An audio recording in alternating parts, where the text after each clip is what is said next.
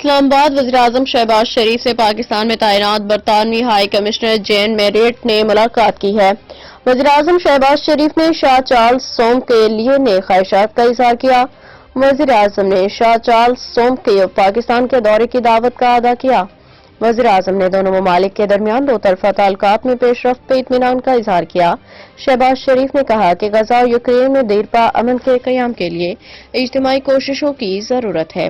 برطانوی high commissioner Jane Marriott نے کہا کہ برطانیہ پاکستان کے ساتھ اپنے تعلقات کو مضبوط بنانے کے لیے پرعزم ہے۔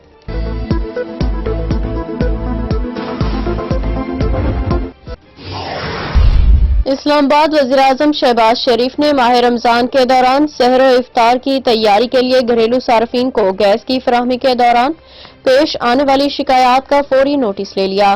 وزیراعظم نے ان شکایات کے ازالے کے لیے رات گئے منسٹر لیول پہ سوئی کمپنیوں کے مینیجنگ ڈائریکٹرز اور ان کے سینئر انتظامیہ کے ساتھ ہنگامی ملاقات کی۔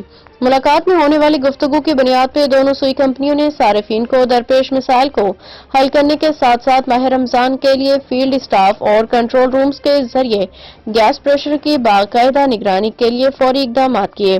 ان میٹنگز کے تناظر میں سوئی سادرن گیس کمپنی مندرجہ ذیل فوری اقدامات کر رہی ہے۔ ایس ایم ایسز پہ گیس پریشر میں اوسطاً 10% اضافہ کیا جائے گا، جس کی نتیجے میں گیس کے بہاؤ میں بہتری آئے گی۔ گیس ڈسٹریبیوشن مراکز کے آخری سروں پہ واقع علاقوں اور ان کے علاقوں میں جن کم گنجائش کا نیٹ ورک موجود ہے ان کو سحری افطار کے مقررہ وقت سے 30 سے 45 منٹ پہلے کھول دیا جائے گا، جس کے نتیجے میں ان علاقوں کے سسٹم پریشر میں بہتری آئے گی۔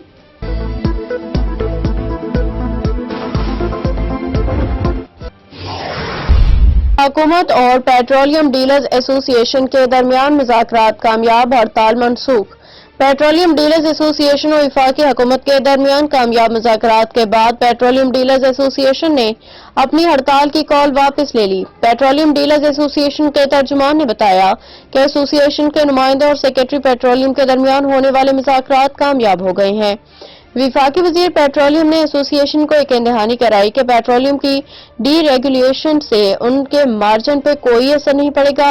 پیٹرولیم ڈیلرز ایسوسی ایشن نے یہ بھی کہا کہ وفاقی وزیر نے ایرانی آئل کی سمگلنگ کو روکنے کے لیے یقین دہانی کرائی ہے۔ وزیر پیٹرولیم نے اس حوالے سے قانون نافذ کرنے والے اداروں سے بات چیت کرنے کا عندیہ دیا تاکہ سمگلنگ کو روکا جا سکے اور قانونی طریقے سے پیٹرولیم مصنوعات کی فراہمی کو یقینی بنایا جا سکے۔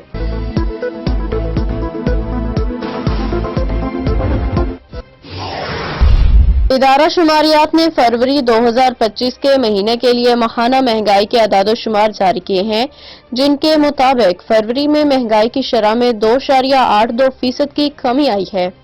ادارہ شماریات کی رپورٹ کے مطابق جولائی سے فروری تک سالانہ بنیادوں پہ مہنگائی کی شرح 5.85% رہی۔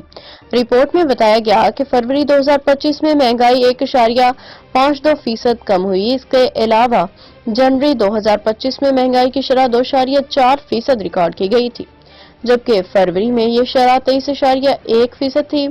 رپورٹ میں مزید کہا گیا کہ فروری 2025 میں کچھ اشیاء کی قیمتوں میں اضافہ ہوا، جن میں تازہ پھل 14.9%، چینی 9%، مکھن 5.6% اور مسالہ جات 1.6%، گھی، گوشت، چاول اور کوکنگ آئل شامل ہیں۔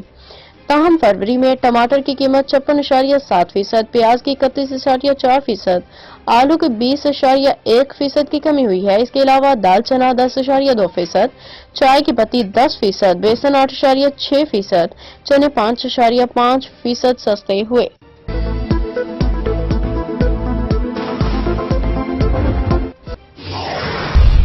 ایبٹ آباد گلیات میں شدید برفباری کے باعث ضلع انتظامیہ نے گلیات میں سیاحوں کے داخلے پہ پابندی عائد کر دی۔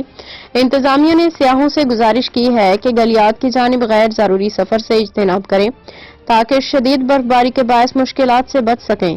دوسری جانب جی ڈی اے اور ڈسٹرکٹ پولیس کی جانب سے انٹری پوائنٹس پہ اقدامات جاری ہیں، جبکہ گلیات میں موجود سیاح کسی بھی ایمرجنسی کی صورت میں ضلع انتظامیہ سے رابطہ کریں۔